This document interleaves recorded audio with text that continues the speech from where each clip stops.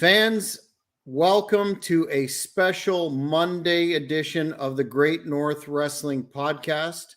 My name is Jack Kilby, Executive Vice President of Great North Wrestling, and we are here today for a part two of our interview a few weeks ago with the legendary Barry Horowitz, the man who is well known to fans throughout the ages in terms of his work in WWF, WCW, Global, Florida, and many, many other promotions. But before we pick up kind of where we left off last time, there's a couple items of business. But Barry, welcome back to the Great North Wrestling Podcast. And what have you been up to, sir? Wow. Thanks, Jack. I got to give you props because I've did a lot of podcasts in the last 2 years. Actually, last 4 years. And a lot of, I'm not going to name different names, but they'll say, we're going to bring you back chapter 2. And it doesn't happen. You not only did it, but you did it like, I think we did this one a month ago. 4 weeks ago. I give you props. I really do. And I appreciate it very much. And I'm looking forward to it because number one, I like working with you. I like your setup. And the Canadian fans are the best for pro wrestling. They admire good pro wrestling. And like I said, I don't want to leave anybody out, but the Hart family, Shania Twain, and Tim Horton are the three in Canada in my world. Awesome. Well, as I told you off air, if we can ever lure you up to Great North Wrestling in the future, as we're restarting shows, we'll definitely hook you up, man, with at least an extra large Timmy's. Oh, definitely, without a doubt. But getting back to what you were saying, I just got home yesterday, actually, from a 3-day trip in Cleveland, Ohio, where they have a very successful organization there. Props out to Joe Hirschberger and the whole crew there. I'm just have some notes here, and I'm going to show you this ticket that's really, really, really cool. The ASWA, and I was at a fundraiser for autism. Heck of a show. The arena, the promotion, the wrestling, the fans are next level. They're so appreciative of wrestling, and there was a lot there. And this was in Dalton, Ohio, which is a small town about an hour from Cleveland, Ohio.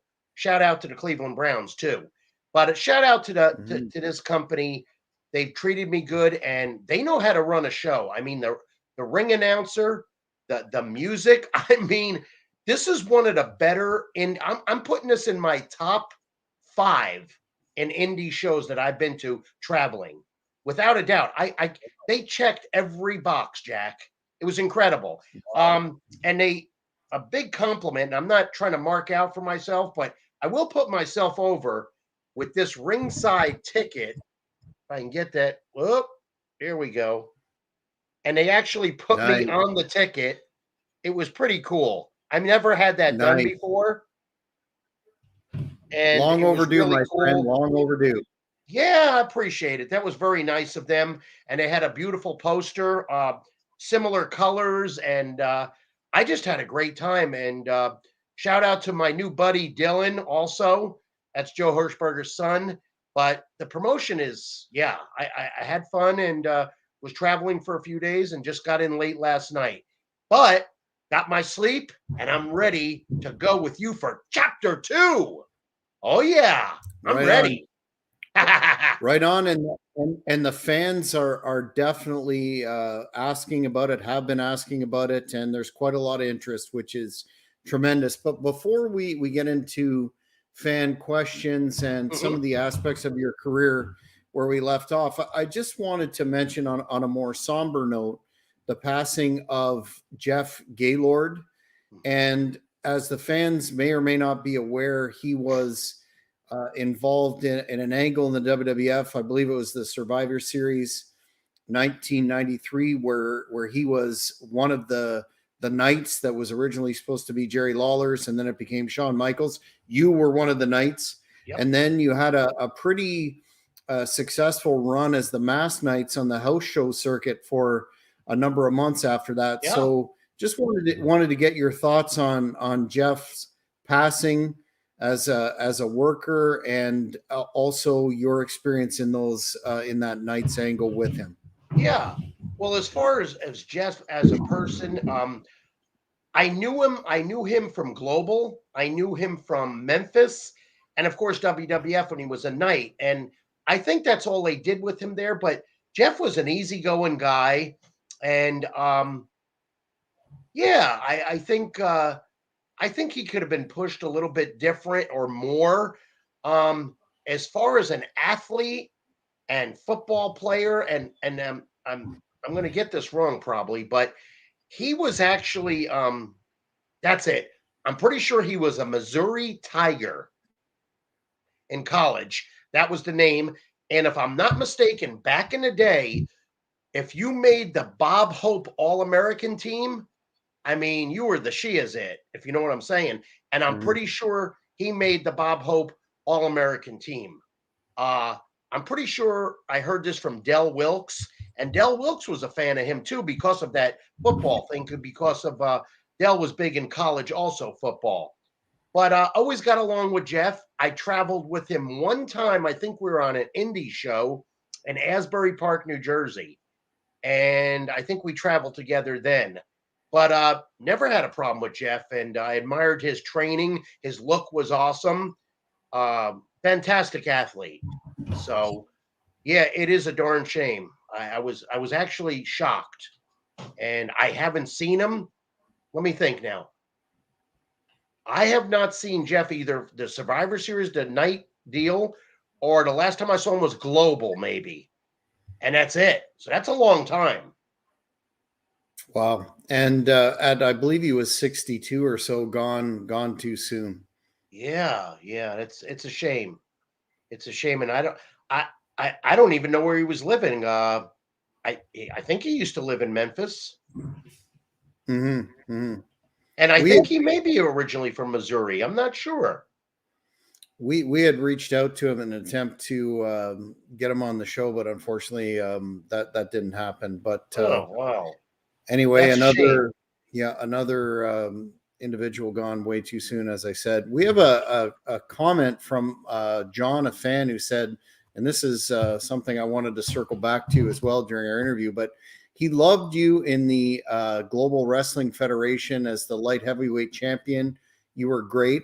I know we briefly touched on this in the first interview, but how did that come about, where they put a belt on you again, and I believe you had brother love Bruce Pritchard with you as your was he your manager during that Yeah, yeah. Bruce Pritchard was my manager, and I was the global light heavyweight champion.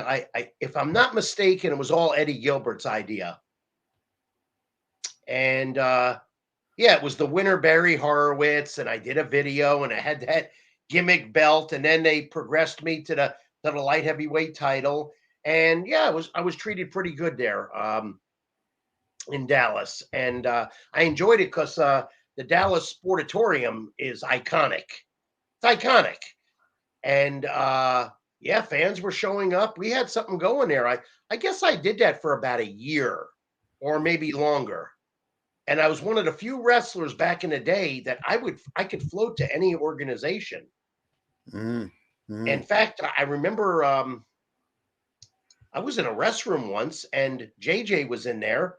This may have been even at WWF TV at the time. And he asked me why. I go, I got to stay busy. I said, put me under contract and I won't go nowhere. I mean, at the time, I just came back from Japan. You got to do what you got to do.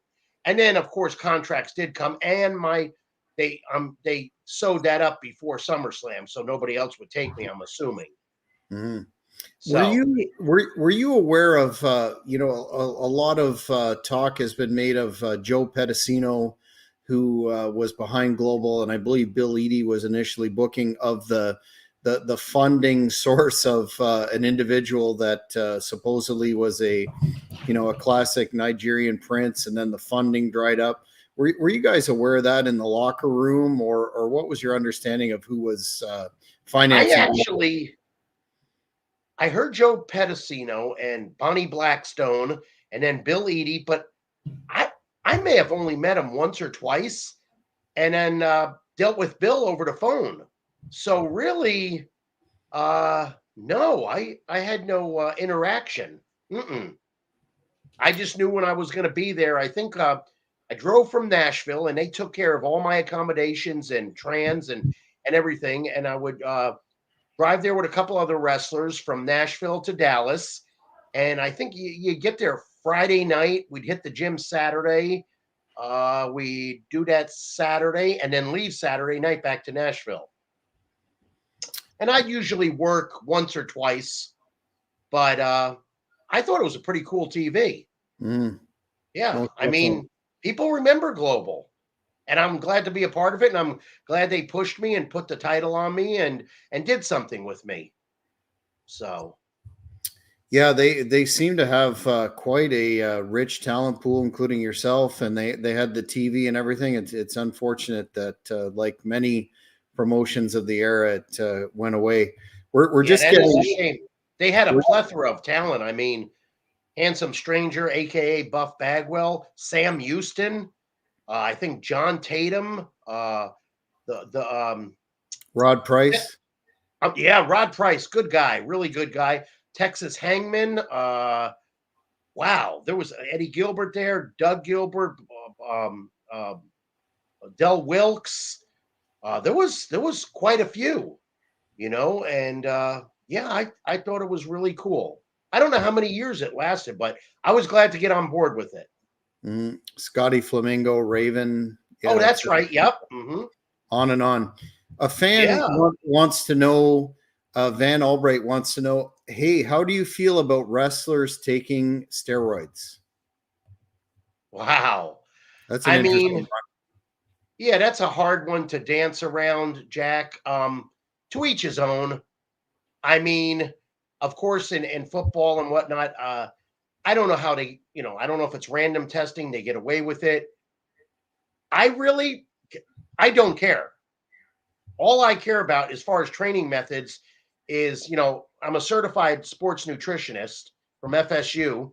And the reason I'm saying that is because that's the way I live my life organically. Okay. So I'm pretty straight edge, and I just believe in hardcore compound training. And to this day, and supplementation. I'm not into the chemicals. My luck, I'd have a heart attack or something would happen drastic. And, if you don't need it, you don't need it. I think it's kind of simmered down a little bit, but to each his own. Yeah. It's not for me. And as you've proven, there's, to be in such tremendous condition, still, there's no substitute for that hard work in the gym, no matter what. Right. Good food, good rest. I mean, I don't party. I'm not out at the clubs and stuff. And there's your longevity factor, 100%. It works for a lot of people. It works for Tom Brady. It works for a lot of natural athletes. They've been around. I can go on and on with different names, but a lot of people know who they are in and out of wrestling, Mm-hmm. So, yeah, like I said, to each his own. Yeah, it is, as you hear workers talk about, it is a cosmetic business. So that's a personal issue. I mean, right. I mean, I stay 220 to 225. I'm sure if I got on something, I'd be up close to 250 and you would know it. But yeah, don't need that. And I don't need anything else. I don't want, I just had a physical 3 weeks ago and I'm clean. Everything's good. So I'm happy about that. So I'm going to do what I'm doing, and it works for me. I was going to say it continues to work for you. We kind of left off about 1995-ish in our first interview. And a lot of fans remember on Raw, you had a very competitive match against Double J, Jeff Jarrett. That's still, getting tons of hits on YouTube and other sources. What were your thoughts on that particular encounter? What's funny is I've been hearing about that match for the last month. All of a sudden, this was in California, if I'm not mistaken.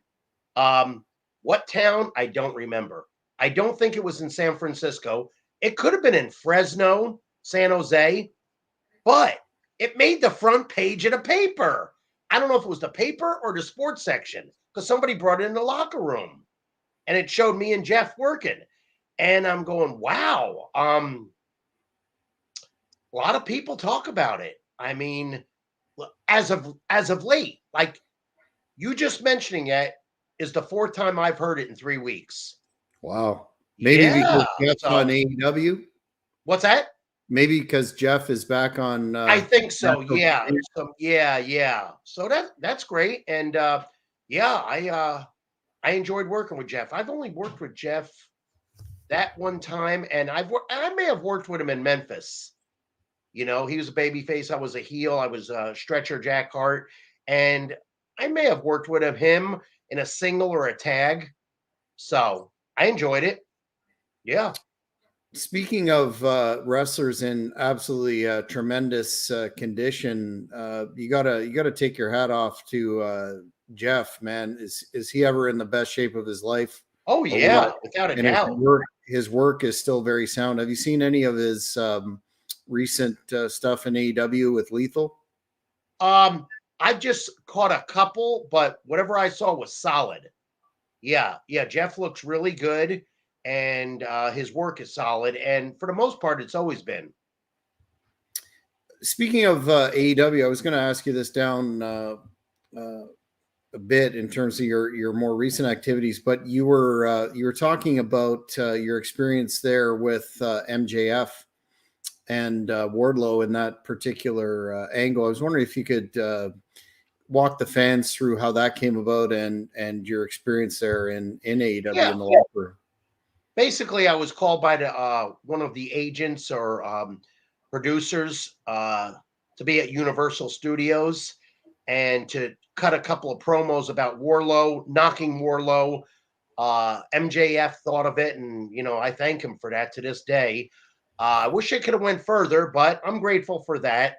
And we're both Jewish, and he's a fantastic wrestler.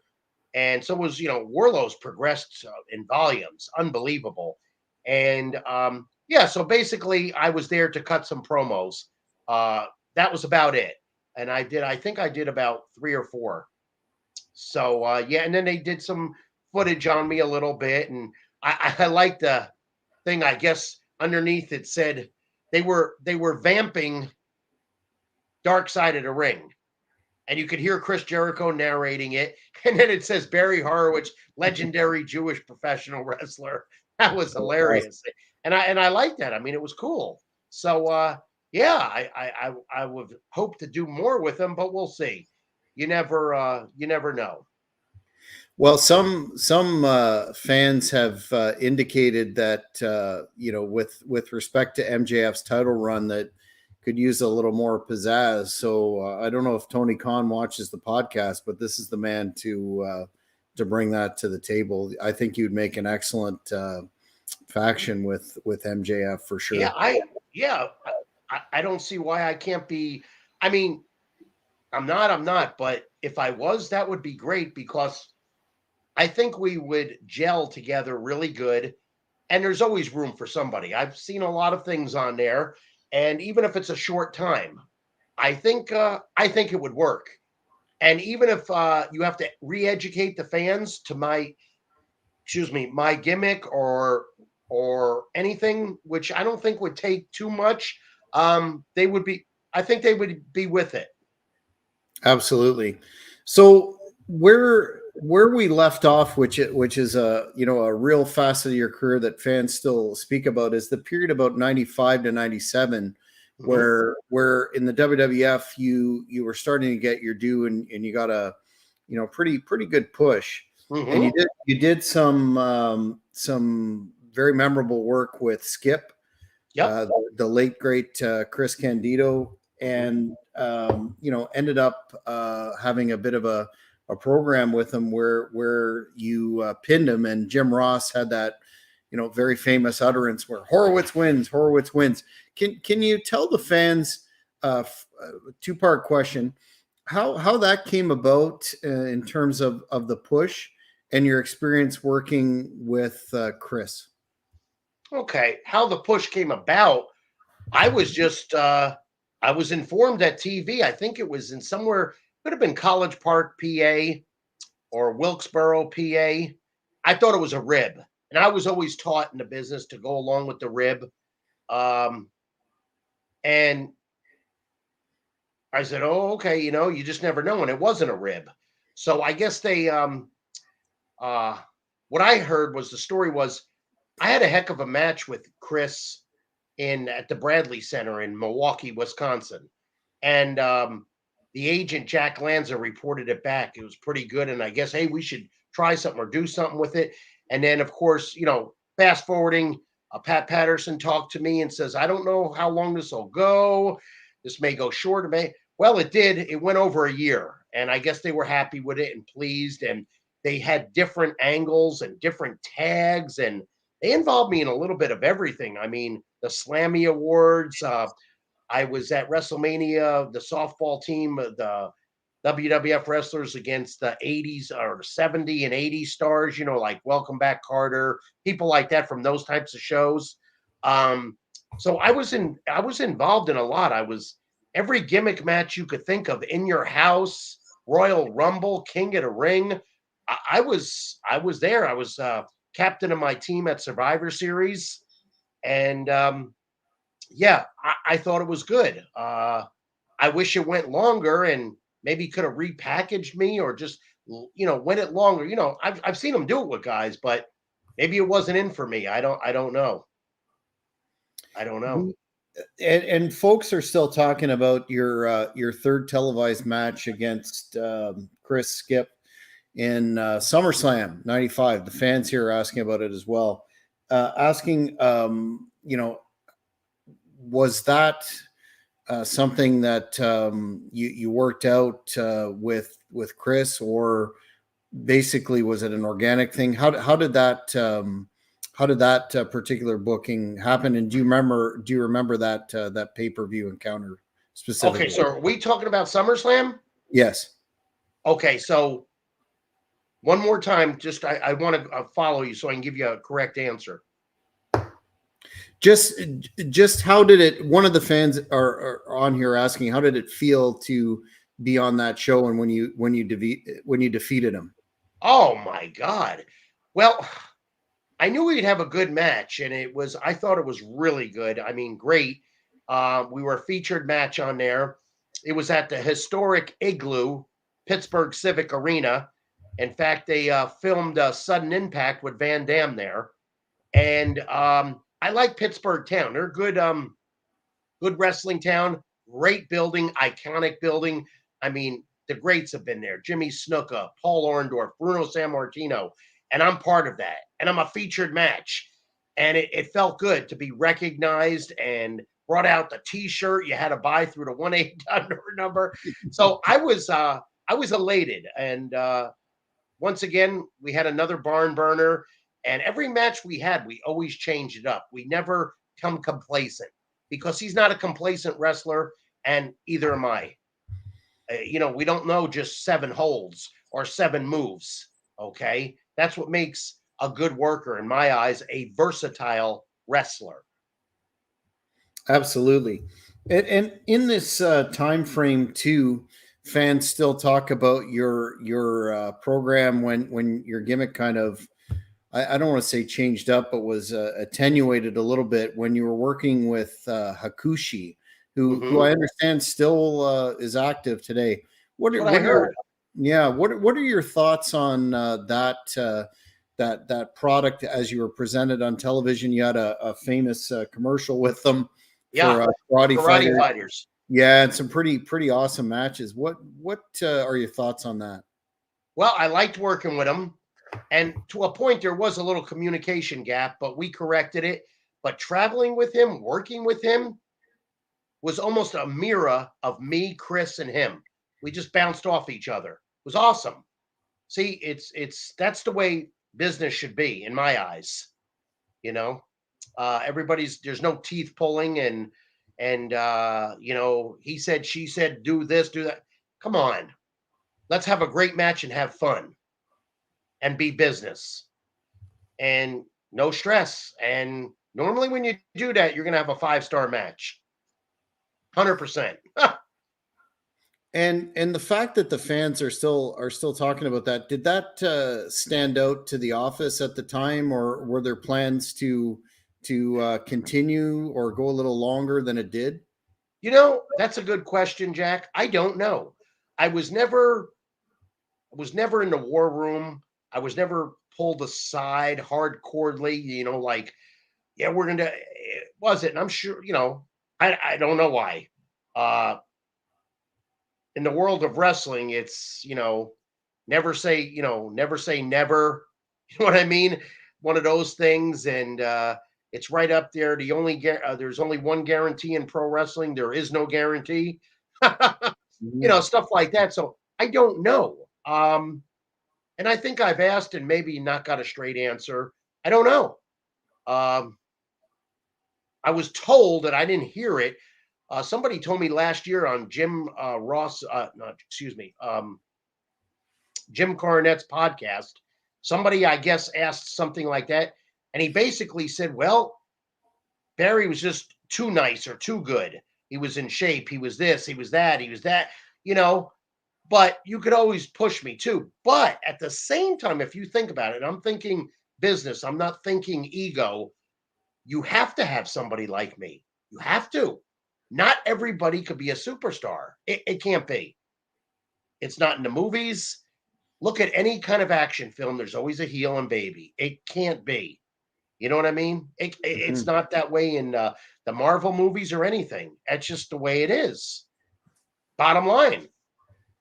Yeah, and I think we touched on this a tiny bit before, but it's worth resurrecting now in terms of the product today, with times being what they are, and the Monday Night Wars.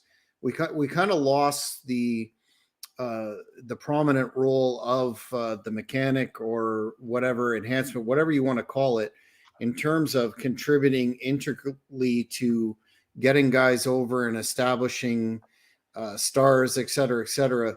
That is, I don't know whether I asked you exactly, but do you see that as that concept as being one of a bygone era? And if it is, would you agree that the product suffers when, especially not to knock AEW or whatnot, but when you throw guys out in cold matches with no storyline and nobody knows, who they are, et cetera, et cetera.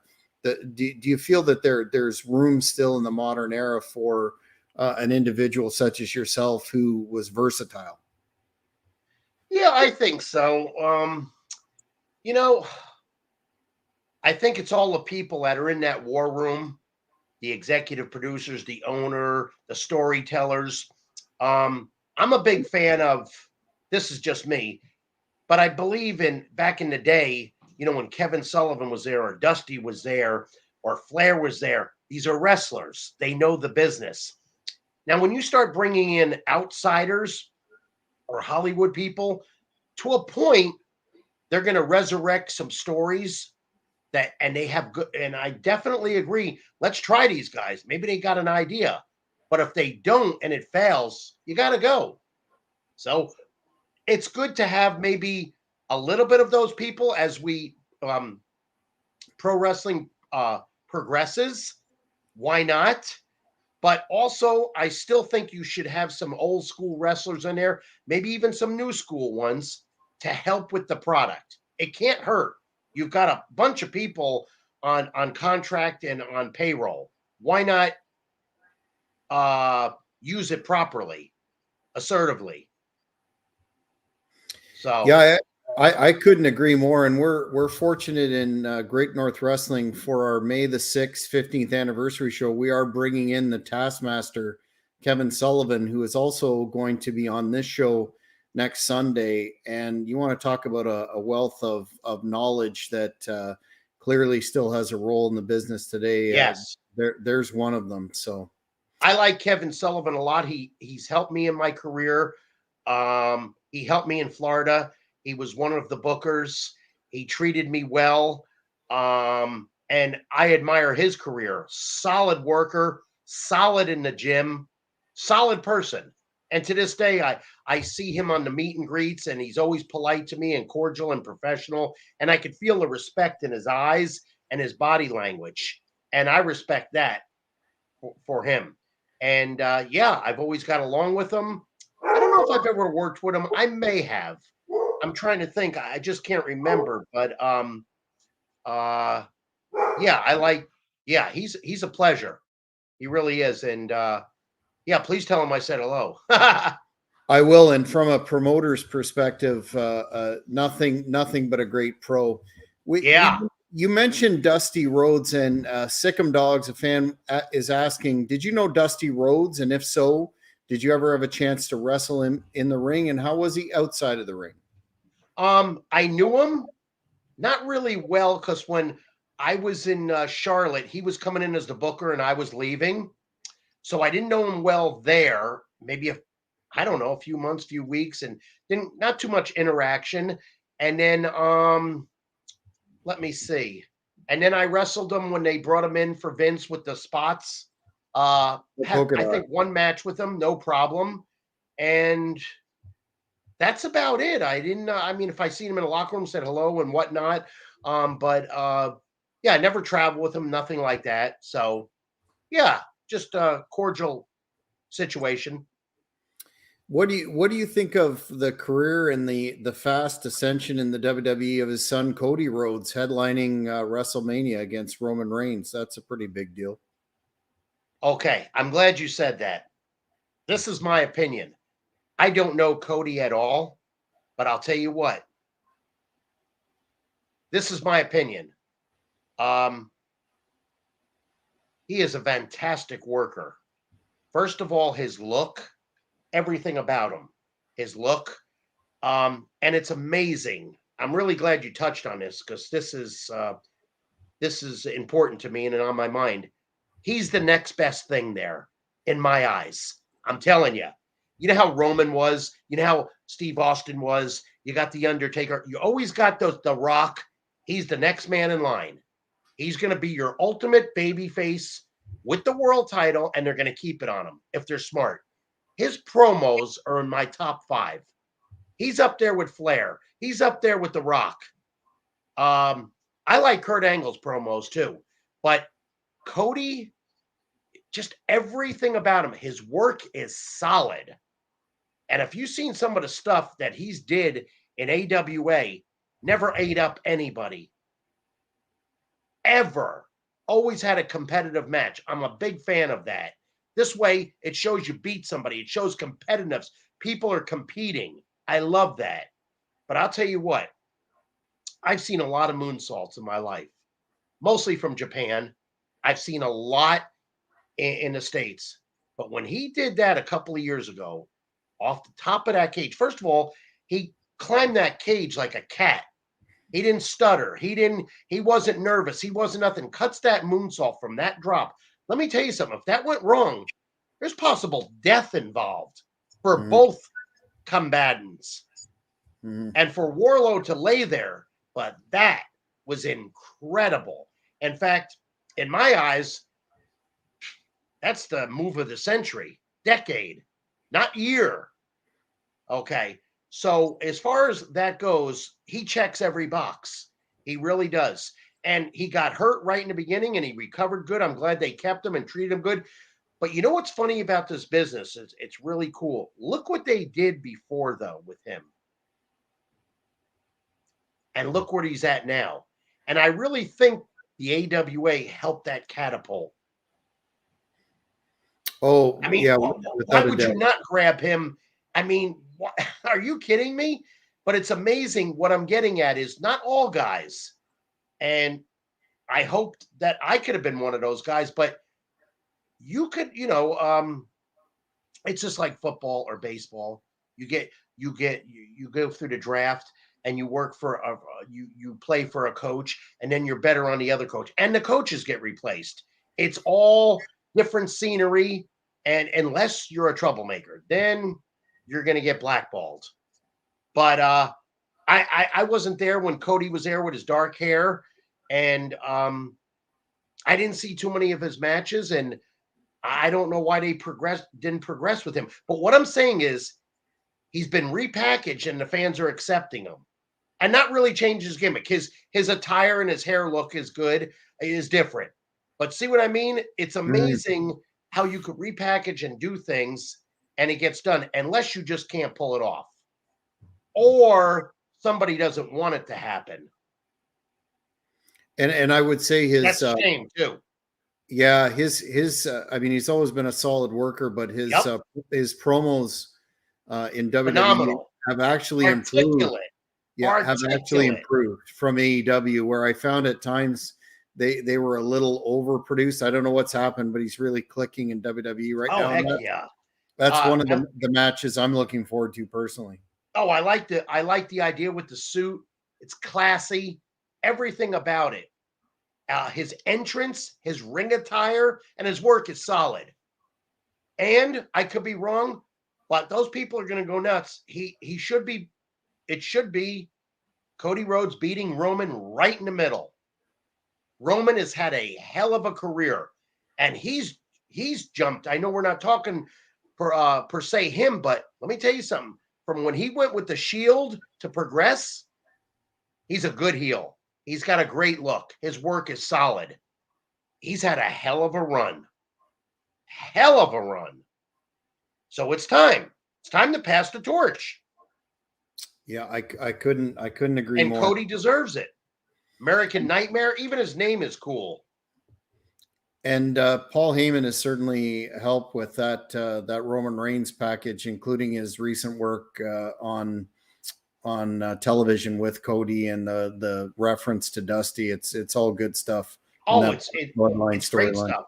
Paul Heyman was my manager in Memphis. I was gonna bring that up for sure. I think back then he was Paulie Dangerously. Paulie Dangerously. I'm not mistaken. Yeah. Yeah. What was that like working with him at that early stage? Oh, it's fine. Fine. He was, we had fun and it was pretty cool. Yeah. Tremendous. What a legendary figure he's going down. Oh, yeah. Mm-hmm. So a lot of the fans have asked again about your tenure in WCW after leaving WWE. We're talking 97 to 2000, where you wrestled basically a who's who, including Disco Inferno, Alex Wright, but more particularly that match you had with Goldberg. And I'm just looking at my notes here. That was WCW Saturday Night and WCW Thunder, where you had a shot at the U.S. Championship. What was that experience like with an extremely charismatic but on fire hot Goldberg at that time, green Goldberg? Oh yeah, it was just that's where different part of Barry Horowitz has to literally do his job, and that's what's good about me as far being versatile. I could go over there. I could go out there and put Goldberg over in a minute or two convincingly. But the next night, I could go out there with Disco Inferno and pull 12-minute storyline with Disco Inferno on Saturday night or Monday night or Nitro or Thunders. So there's not too many people that could do that properly. Mm-hmm. So. And I think Disco Inferno has mentioned that about how putting over your work in the ring and how entertaining it was whenever he worked with you in the past. I'm sorry, who? What? Disco Inferno, Gilbernetti put. Oh yes, I'm sorry. You put on some very, very good matches in WCW. Oh, I love work. He's my style. He's a technical wrestler. He was no teeth pulling or anything like that. In fact, I guess he had a little bit of pull back in WCW. I'll never forget this match. It was in Fort Myers, Florida, which is about an hour and a half from where I live. And we were on TV, and I think we were supposed to go so many minutes, and the match was going so good. Referees told us go home, and I guess Glenn had some pull in the office or whatever. He says, "We're not going home. We're finishing this match." And they couldn't say nothing. It was solid, and they didn't say nothing to me. So he did what he wanted, and I kind of liked it. I mean, because I'm all for going longer. I love wrestling, and I like a good story. And we were having a hell of a match. And I don't know how many times I've worked with him, but every time I did, it was fun and exciting and action packed. So you were there for approximately 3 years in WCW, including towards the end. Did you notice how the atmosphere in the locker room changed from when you first got there during a very hot period towards the end? Excuse me. No, not really.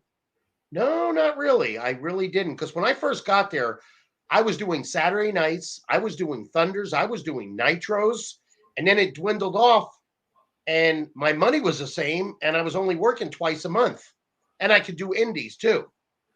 And then I would do Saturday nights, and I think I was only only wrestled once or twice per TVs.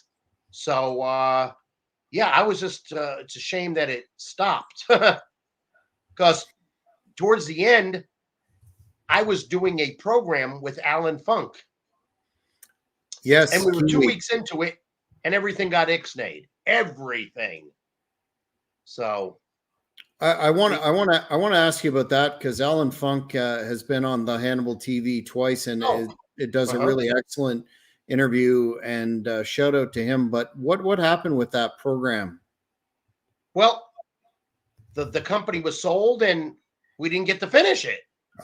Yeah, we got to cut a couple of vignettes and some videos and get it started. So on a scale of 1 to 10, it was only a 5. We needed 5 more to make it a 10, and we couldn't.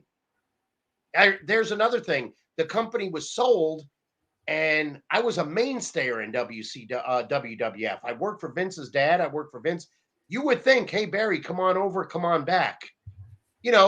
As gratitude, as a favor, as I worked hard for you, but I guess that doesn't count. I don't know, but I don't see why I couldn't come back. So I proceeded on the indie scene. Did anyone ever reach out either around the time of the Time Warner sale or thereafter to bring you back? No, nope, not at all. Yeah, that's unfortunate. Yeah, maybe I should have caused some trouble and showed up late and failed some drug tests, and heck, I'd be world champion in next week. I don't know. Well, that would be one approach. A fan wants to know: did Heyman ever try to bring you to ECW? Nope. And that's a good question because I remember Skip telling me one time he worked for them, or he did an indie show for them, and when he walked out, they were chanting my name. And he says, Barry, you would think Paul would want to bring you in. I don't. Now that reasoning, I have no idea, but I think it was a mistake. Why couldn't you bring me in? Why not? What do you got to lose? Mm-hmm. You're not going to lose nothing with me, except you'll have a great match. And I don't get that. I really don't get that. And you know what? I don't have time to figure that stuff out no more. As far as if anybody does that, and I'm not trying to brag or anything like that, it's their loss. It's their loss. Let them deal with other people that give them heartache. Well, most definitely. In '98, sort of circling back a bit, you made your first, I believe it was your first WCW pay-per-view appearance in that infamous World War III Battle Royal, which had the 3 rings. Oh yeah. I always found fascinating and quite a logistical nightmare from a layman's perspective. But can you talk about that and the concept? Yeah, it was just, I thought it was cool, and it was chaotic, and it was different, but you never see that. And to this day, I don't think I've ever seen another one. I think it's a great idea. I really do. Why not? You're doing all these other matches, chamber matches and cage matches, and setting, on fire stuff like, why not? Why not? Do it once a year. Absolutely. Yeah, if I had my way, once a year, and I would call it the Owen Hart International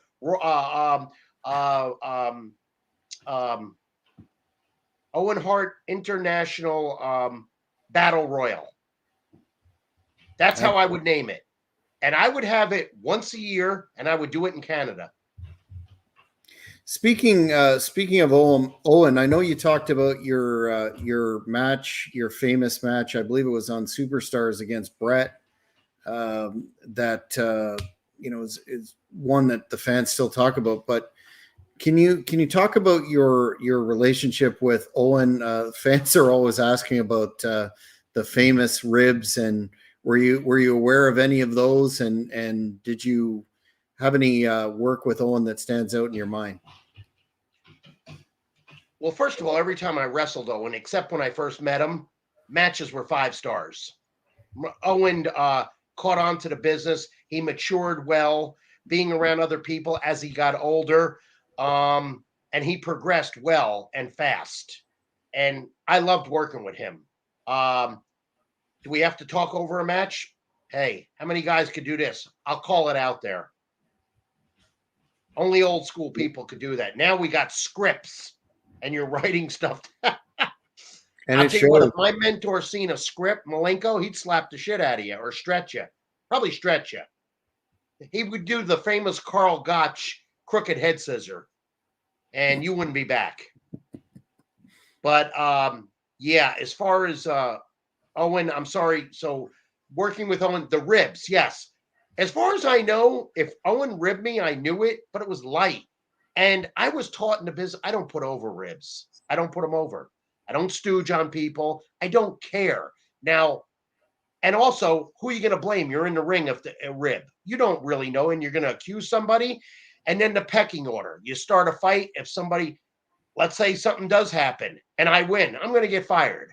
All depends on the pecking order where you're on the card. Not that I was scared of these guys or anything like that. I'm fulfilling my dream. I don't have time for the ha-ha and gaga.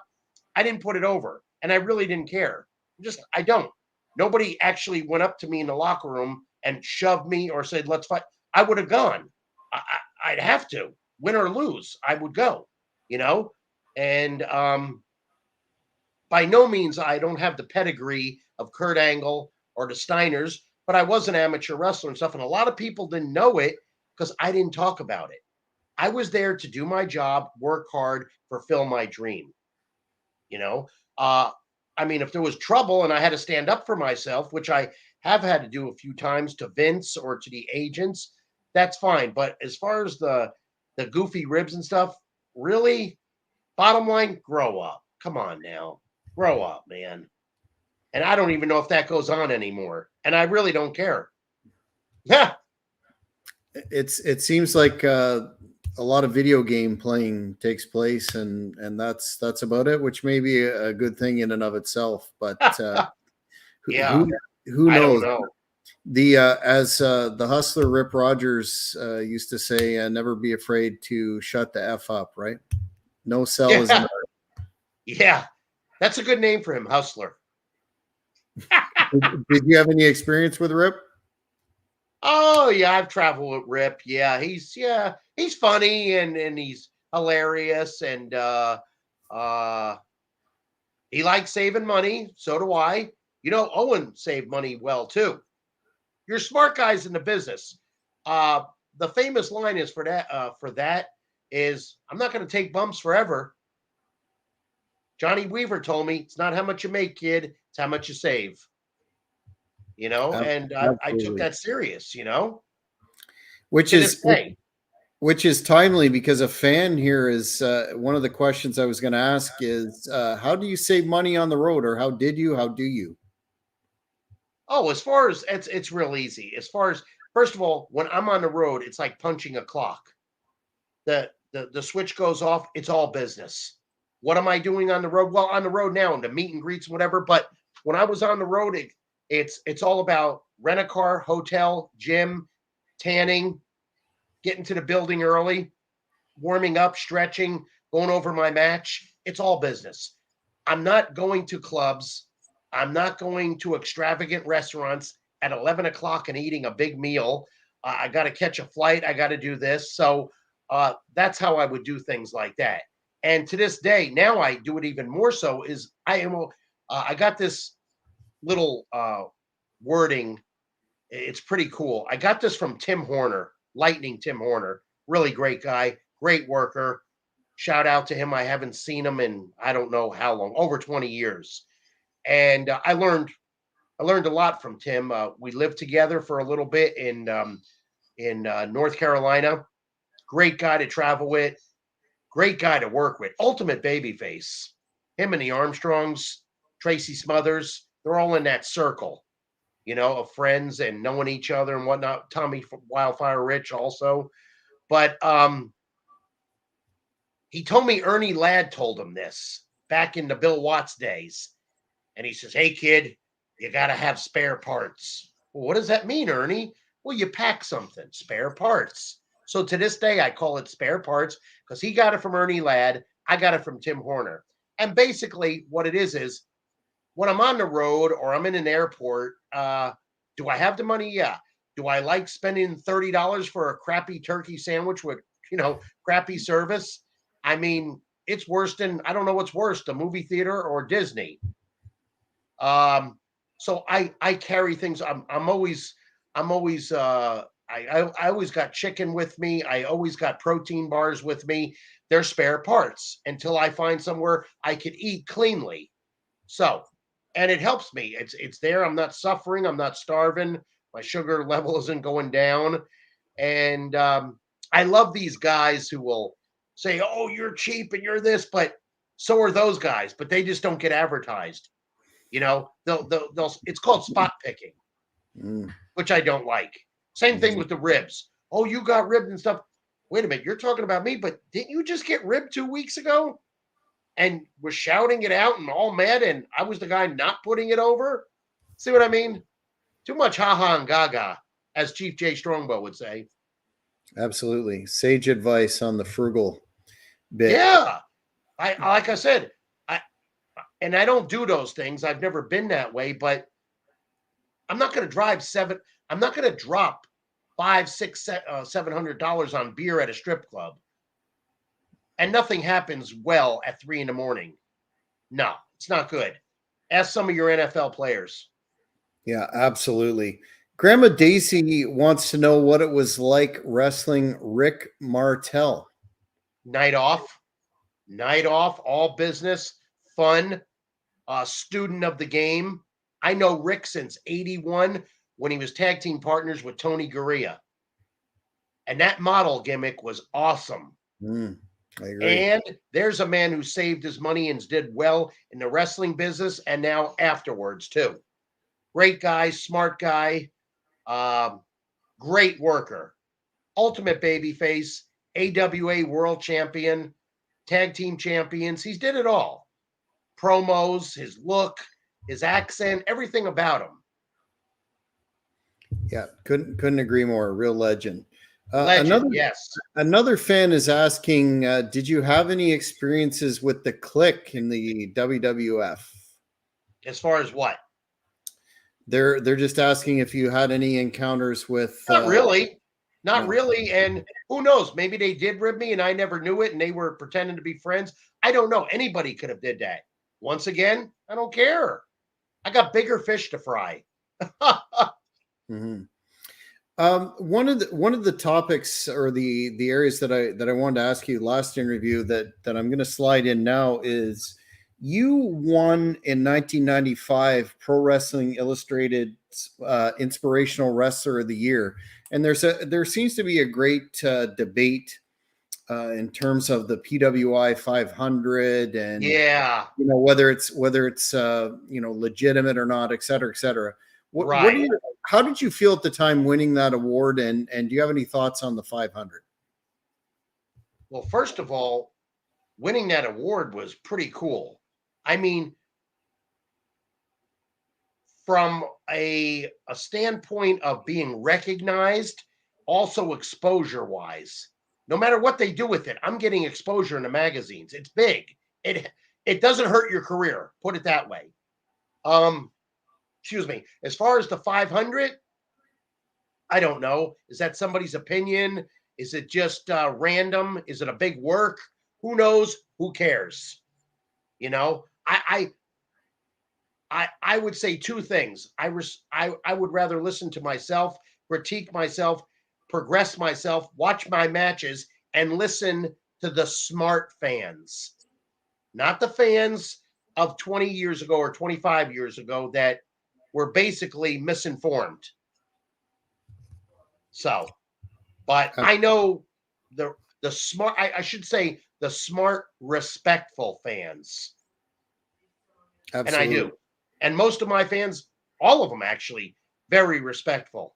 Very, very. You'll always have somebody. You always got that. It's just like every gym's got a goofball. True. We have time. We're quickly running through our time again here. It just seems to fly by with you, Oh, Barry. yeah.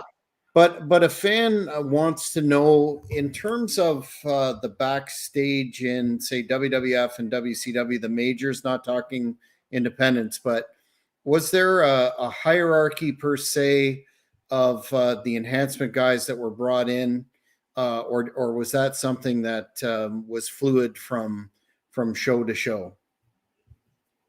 I don't know. A little bit of everything you said as far as bringing enhancement in. When I was there, they would bring enhancement in that were local so they could drive to the buildings. And then some got flown in and all their stuff was taken care of. Now, as when I left, I don't know what they do to this day. I don't know the format at all. So I don't know. Both companies did well with that.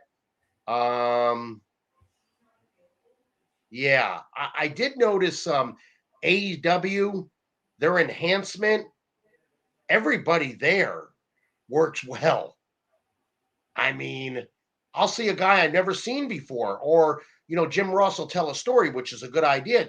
Spin off. Hey, he was a great worker in the Indies, or for this company or that company, and then they have a hell of a match. That's the way to do it. That's the way to do it in my opinion. I like the way they do it. You'll see wrestling matches there. Mm-hmm. Yeah, a lot. And to my understanding, the hierarchy per se would be, if we interviewed your compadre Reno Riggins and some other individuals, and basically the hierarchy developed because if you were good at your job, you got called back. Oh, without a doubt. Yeah. Reno, another good friend of mine, Ben Jordan, which I actually dropped the light heavyweight title to him in Global. Good look about him. Good guy. Great guy. To this day, he's the same. And he was a good worker. And he was famous in the Memphis territory for Jerry Jarrett and Lawler. So, yeah, there's a lot of guys. Bob Starr, Dwayne Gill, Barry Hardy. There's more I'm missing, and I don't mean to. It's not on purpose. But, Dusty Wolf. What's that? Dusty Wolf. Oh, yeah. Different, there's a good amount of guys, and just some progressed more. They did this or different, or they handled this or they didn't. It all depends. I mean, some deserved more, some deserved less. And speaking of notable enhancement guys, the final fan question we have time tonight comes from a fan that wants to know how it was working with Hamilton's own Iron Mike Sharpe. Oh, wow. Extremely stiff. No, I'm just joking. I don't mind that. No, I liked working with Mike. Another thing, he was stiff, but it was safe. There's a difference. You don't want clumsy. And I can name a good handful of those guys, but I won't. You want it to look like a Bruiser Brody hit, but it feels like a Jay Youngblood or Rick Steamboat hit. Something like that, because they're artists. If you're shooting on somebody, well, you could see that in a street fight for free or watch UFC. So the talent of professional wrestling to be an artist and perfect the moves and submissions and tap outs and whatnot is an art. It is. It really is. So, but working with Mike, I liked him. I only traveled with him once, and it was in California. Very polite, worked out hard after his matches, before his matches. I liked Mike a lot. And like I said, I only worked with him maybe once or twice, and it was fine. Yeah, it was fine.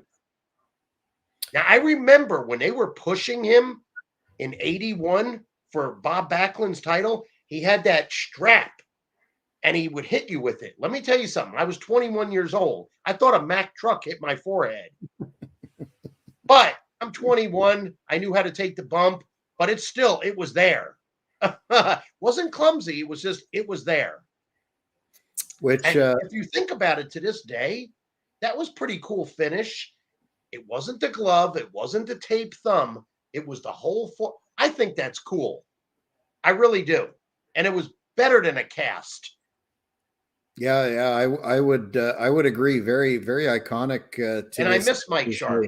I like him. Rest in peace, a legend, a Canadian legend for sure. Yeah. Definite legend. Yeah. And everybody knew him. That he was a Canadian pro wrestler, and he was known. So good man. It's a shame. We're still talking about him today and asking questions. Now, Barry, before we wrap it up, what I know you've been to use the term ubiquitous lately in terms of the industry. You've been doing appearances. You wrestled on Impact recently against Johnny Swinger. You did some work with Janela in the recent past. Yeah, for WrestlePro. What's next for you in terms of appearances, etc.? Yeah, I think between my cameos and my meet and greets, and then my seminars, and then traveling to various states, I got a lot coming up starting in April and May. I'm going. I'll be traveling to Kentucky. I'll be traveling to New York, the whole Northeast. I was inducted into the New England Pro Wrestling Hall of Fame 2 years ago, first ballot, and it was postponed because of COVID, but now it's going to happen in July. You could look that up, New England Pro Wrestling Hall of Fame. It'll tell you where it is, what to do, everything. I'm really looking forward to that. So from May on, I'm pretty busy with meet and greets, seminars, and there may be a couple of matches in there too. So I've changed as far as my look and everything, and my ring attire, something different than Barry Horowitz. And I like doing stuff like that. Plus, Atomics is my sponsor for my ring gear, and my new trunks are by Couture, and my boots are Atomics, and they've really treated me well. Atomics. They hooked me up with some new red, white, and blue boots, and they're beautiful, and some black ones. And then I wore some at WrestleCon last year in a 6-man tag match for highspots.com.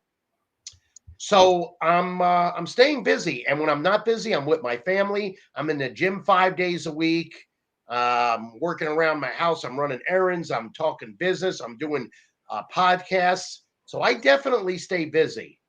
And enjoying it. And I still do some nutrition work with people if they need to be tutored or if you will, and help people out like that. So a little bit of everything, but I am definitely staying busy. What would I like? I mean, I could stay with that. It does keep me busy. I would love to be a coach at some type of training facility. I think I'm more than qualified. I don't think I need a tryout or a resume, but maybe to some people I do. But I would love to. I know some people that are doing that I'm going, and I'm going, if you could do it, I'm surely could do it. But that's neither here or there. I'm not crying over spilled milk. Again, their loss if you're not bringing me in, because, like I said, I was tutored and trained by the best, and that's the Malenko's family. And if you look back at different people train, I am not knocking other companies, but I've seen people train. I've seen the way they do things, and I know the way I was taught. And I am grateful to this day that I was trained by Malenko's. I really was. Granted, they opened the door for me, and I shut it. And how did I shut it? My mindset, perseverance, accountability. Don't be complacent. Stay out of trouble. Listen to the veterans, work hard, and most of all, travel with the likes of Johnny Weaver, Roddy Piper, Flair, Orton Jr., Rufus R. Jones, Jimmy Valiant, sunny Fargo and listen to the stories and listen to the promotion, Mid-Atlantic, Crockett Promotions. Everybody had to stay to the end and watch every match. I had no problem with that. I was 21, I was 23 years old doing that. I would always watch every wrestling show I can. World class, Georgia Championship Wrestling, of course, Florida Championship Wrestling, NWA, everything, stay in touch. And it's not an obsession, it's a professionalism thing. It's what you want out of this, and it's worked for me and I'm sticking with it to this day. So aside from your absolutely tremendous Pro Wrestling Tees store, of which I recently purchased 2 of your Appreciate it. shirts, Thank you. Which are not only stylish, but extremely informative for the fans. What plugs do you have? Where can folks find you on social media? Well, mostly my Facebook and, of course, YouTube. And, of course, WrestlePro.com, HighSpots.com, all of the major promotions.com, AEW, Impact, WWE, WWF, whatever they want to call it. Like I said, Cameo is really huge with me. God, I think I've named almost everything. Of course, ProWrestlingTees.com. And that's where they're going to find me. And really, what they can do is if you just Google my name, it will go on and on because somebody's told me and I've tried it and it does.